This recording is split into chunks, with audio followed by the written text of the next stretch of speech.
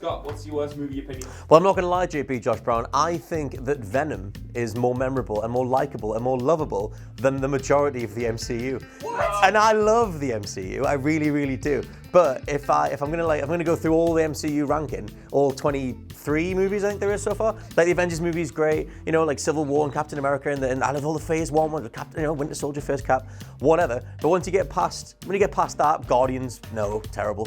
That's just bad. And just all that stuff. It's just trying to be banter and not really getting there. Thor Ragnarok's in my top 10, totally fine. Absolutely love Thor Ragnarok. Those other ones though, when they try and do the Marvel comedy, can't nail it. Just horror scene-breaking stuff to try and inject jokes. Marvel comedy, yep. They invented it so they can do it. They didn't invent it. It's an old comedic technique from like the 1400s or something. Oh, they called it back then the Marvel comedy. But I'm referring to it as that because the most of the audience won't know where it originated from, Jules. But the point is that it's bad. The 1400s. Go back to that a minute. Why? What for? Is that where you're from? Yes, good. But no, that whole idea of breaking a scene and just injecting a little bit of comedy to try and break something up, I have a whole problem with that overall anyway. My point is though that Venom just sort of it's terrible for the first half, but once Venom comes on the scene, once he starts talking to Eddie, and once they start going on their little bromance together, that is some of the best stuff, and it knows exactly what it is. And go on. My problem is though, yes, that's like, what about all the rest of the movie? Because every time Venom's on screen, it's good. Yep. But he's only on screen for what? Well, and also their film, that Venom was made as a reactionary thing to the MCU doing their banter thing. So if anything, they basically... What do you mean it was made as a reaction? They looked at it and they were just like, well, we need a bit of that because our stuff's a bit sort of like, you know...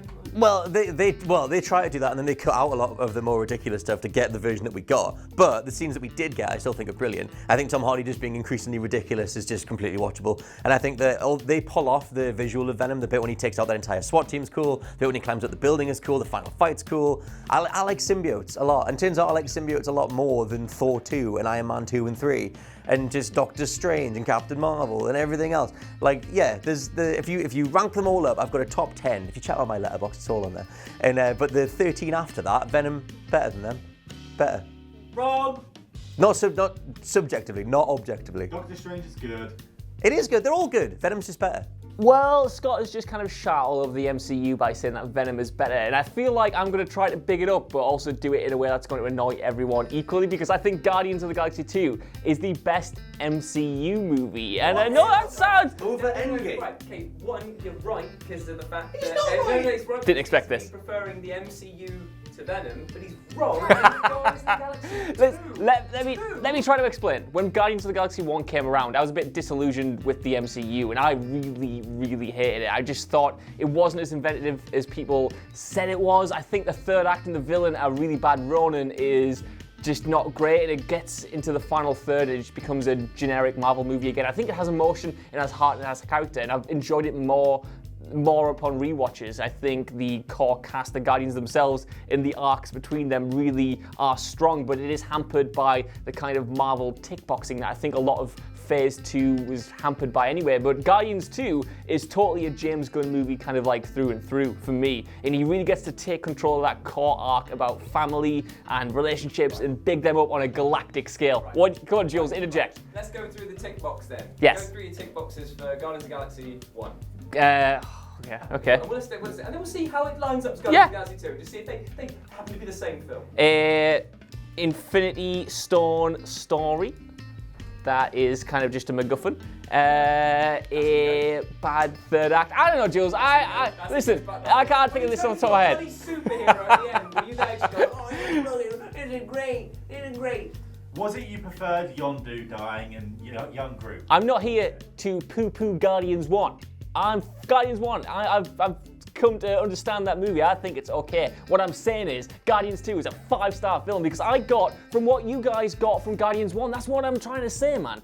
You all loved Guardians 1. You all really embraced it. And I didn't get that until 2 came around. Then suddenly everything clicked. The soundtrack clicked. The characters clicked. The visuals clicked. The dynamic clicked. Suddenly I understood what everyone already thought about Guardians of the Galaxy 1. I just liked it more because it was on a bigger scale, and yet it managed to be more personal. The relationship between Peter Quill and Igor is, I think it's amazing. I think the focus on family has always been through the MCU, and for me to hit emotional beats that the MCU just didn't hit before then. And yes, Endgame has come along now, and it is really good, and it's really emotional, and I cried for the final 20 minutes of that movie, and I think it is an amazing flick. But if I was going to sit down and watch one, it would be Guardians 2, because Endgame works, but it works so well because you have 10 years of history backing it up, whereas Guardians 1 for me is a singular, original whole. It's a bit better. For the sake of brevity, I'm not going to poke your hole. Brevity. Please poke my hole. No. It's right here. Okay, Come poke it. Do a wavy arm. Come poke it. Come poke the hole. As a man who doesn't have bad opinions, this is really, really difficult, because I kept on thinking to myself, objectively, what is a bad take that I have? And I know people like Bad Boys. Critically, the consensus is that it's bad, and I think it's bad.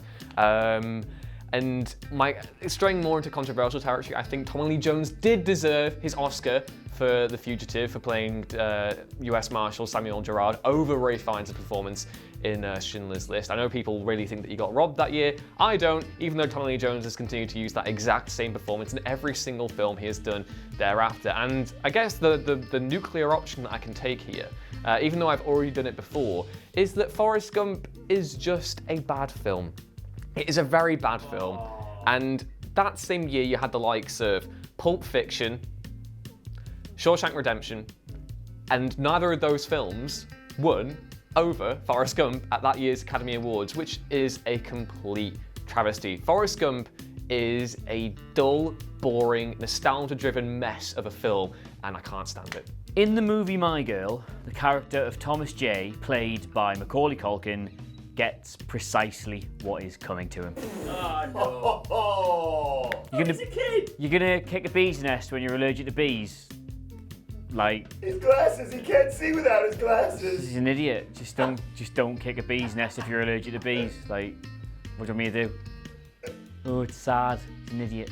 Well, I was going to come in here and poo-poo all over a popular movie like Lord of the Rings or anything like that, but I decided no, I'm going to come in here and praise a movie that I'm fairly certain I'm not meant to like, and that is Entourage. I think Entourage is one of the best films in recent memory. Now, careful, not yet. Evidence. Or I think the film can be summarised in the opening sequence. You see Vinny Chase, the star of the Entourage TV show, which the more I think about it, is just basically a male version of Sex and the City. He is having a big celebration on his yacht because I think he's just broken up with the woman he married at the end of the TV show after about a week. So, bye. Anyway, so they're having a big celebration on there, and all the gang, Turtle, and Johnny Drama, most importantly of all, who is Vinny Chase's older, less successful brother, they're heading to this yacht with all the archetypal, beautiful women in bikinis on it. And Johnny Drama looks through his binoculars, sees all these gorgeous girls on a boat, and says the immortal line, arguably one of the best lines in cinema history, "I might have to jerk it before we get there." Binoculars? And this isn't an In-Betweeners movie sequel. Oh no, it is "The boys are back."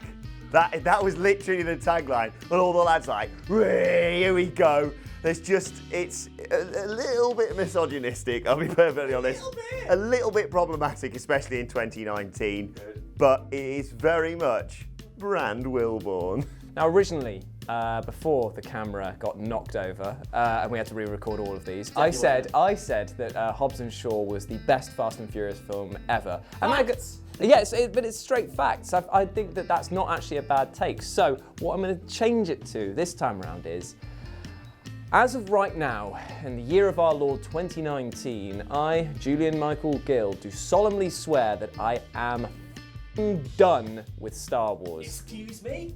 I'm done with Star Wars. What? I need to preach this. I just think that I haven't watched The Last Jedi. I didn't get around to watching it because of the fact that I got caught up in that huge media storm of this is not the film that is for Star Wars fans. It's taking everything that I did like about The Force Awakens and apparently just did away with it. Apparently they got rid of Luke's interesting backstory with the tossing away the lightsaber. They didn't kill Leia off even though they got a perfect opportunity to do it. There was terrible dialogue and Rey's parents were complete nobodies.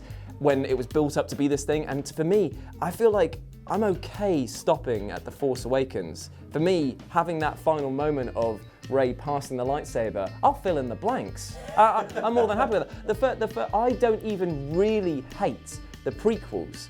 I love the original trilogy. I don't really hate them. Like there's some redeeming qualities in every of those films, but there is some of the pod racing scene from episode 1 is still an action masterpiece. That is still so well shot.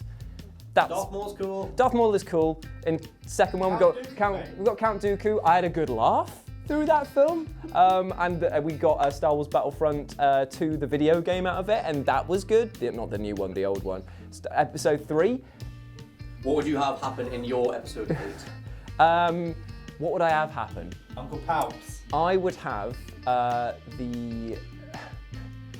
have Luke's uncle and aunt not be dead, and come back as a mecha spider incorporated into Darth Maul's mecha spider body that he had for a bit. And as he's fighting them, they're just like, "Oh, you're a bit crap at repairing like those space refrigerators. Oh, we told you, this is your fault, you stupid bitch." And then he's got to fight them while dealing with sort of parental downtrodden. Justin Roiland comes in. Yeah, I would. Oh, imagine that. We just like, "Hey, Luke." Better already, to be honest. I don't know. The thing is, I'm not sitting here saying that I could write a better Star Wars than the man or the people that have created it. I'm just saying that for me, maybe Star Wars is done in this, and maybe I'll pick it back up at the next trilogy, which is inevitable to happen because it will never die. No. It will never die. Well, I could go on a rant about how the Back to the Future franchise is overrated and just... Goonies is a waste of time, but what I'm going to say is Resident Evil the film is the best video game movie ever made, and it's genuinely a good zombie film. You are wrong, but you are an absolute clod, and here's why. Because that is offensive to people who like the video game franchise, such as yourself. I know, I love it, but just it's different and it's scary. Do you look into a mirror and just think, how am I going to be a big actor? I look into a mirror and I go, Colin Salmon, because Colin Salmon is one of the best actors of underused actors of our generation. The poor man was in James Bond and he just got to stand there every now and then. He didn't get to do anything till Die Another Day. And then just Die Another Day, no one really likes that. But still, Colin Salmon, Right, how is this a good film though? So I think it's good because it generally builds up the suspense, the zombies, like people going in, and we know it's a zombie film. Like even if you hadn't played the games back in I think it's 2001 it came out, you kind of sort of trace. Are you saying you don't know when the original Resident Evil? Film. Stop it, Jules. So don't worry about it. I'm very sorry, but I think it really builds up to the zombies so well. And sure, there are more of them, and they're a bit more screamy, and whatever, zombies, we've got to change them up every now and then. But I think it's genuinely scary. I think it's genuinely entertaining. And it's the nice schlocky action where Alice, I'm just going to run up a wall and kick a dog in the face. Alice didn't need to be in the bloody thing. Kick a dog in the face. Right, again, I'm not advocating kicking dogs in faces again. I am. Zombie dogs. Awful. Zombie dogs. No. And also Resident Evil 5. Also good. Colin Salmon's in it as well. You lost me here. Yeah, why kick a dog in the face and then kick it again when it's down? There's probably about 3 channel watchers who even know who Colin Salmon is. Yeah. Well, then they need to watch more films. I don't even know who Colin Salmon is. You do. He's a nice man. Get off. It's difficult to say that I have any bad opinions, to be honest, because I don't. But I have some that people don't agree with. Go on then. So Terrence Malick isn't a very good director.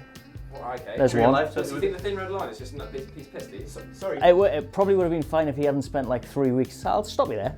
Because my opinion is what matters. How many people in the channel know who he is over Colin Salmon? Everybody knows. Oh, shut up, man. Right, okay, who doesn't know Terrence Malick over Colin Salmon? This is going to be More people know who Colin Salmon is. Shut up. Joel Schumacher's Batman films are more entertaining than Christopher Nolan's in a pure sense. Absolutely true. You're right. But the one that I legitimately think is wrong because I hate it when I say it is that all of the main cast of Harry Potter, the kids, are all terrible actors all the way through. I love those films. No, They have such big fans. Right. Like me, I'm quite odd. This is the thing. The first film, yes, awful. Second film, yes, awful. Third film, awful. Fourth film, fifth film, yay. All right, that's good. The films are all great. No, I don't know what you're saying. They're all great. Shut up. Colin Salmon. He's not in them. That's why. No, they're crap. that's why they're rubbish. This is going to be impossible. It is. But people say that they get better as they go on. If you watch them back, they don't really get that much better. Daniel Radcliffe is now a legitimately good actor. Emma Watson is... and Rupert Grint was in Thunderpants. I was about to say, Fart Boy, that's the best thing he's done. This is my piece. Thank you. If you want to come and stand for the camera. Santa's lap. I think it's time to ruin some lives. My worst film take is that Disney isn't actually that good. Whoa! So, basically, my theory is that Disney is actually just a way for us to teach kids about death. Okay. Explain. So, you know, all the ones people love, Bambi, Lion King, always involve death. And I think the thing is that people actually are traumatized and are using that to try and pretend that they actually secretly enjoyed it. Is there death in Pinocchio? There could be. Pinocchio's terrifying. I mean, I was scared of Pinocchio. There's the looming threat of death. Yeah. The potential of death. What's the biggest offender of this, would you say? I mean, my personal victim is Bambi, but I think that's only because it's so twee until like everyone dies. Bambi has an emotional life crisis. Like if he was a person, he would have started drinking, but instead it's fine because he's a lovable anthropomorphic deer. I don't get the hype.